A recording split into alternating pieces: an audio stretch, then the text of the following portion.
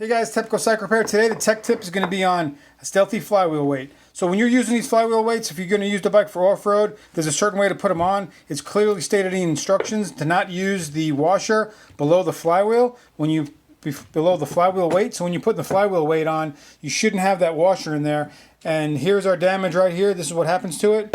And look what happened. Somebody put that washer back in there. That washer is not supposed to be in there. That little bit of thickness pushed this enough to wear right through everything, melt all the plastic, melt it through the outside, and these yahoos just kept on riding it.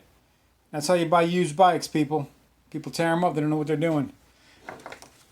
All right, make sure you're doing this stuff here. That you read the instructions. There you go. See, just that thickness of that washer right there made all the difference in the world. Okay. So guys, hopefully this helps you out. Please hit the like button, subscribe, hit the bell for further notifications. Stealthy flywheel weight. Don't use the washer. Until next time, this is Tepco Cycle Repair.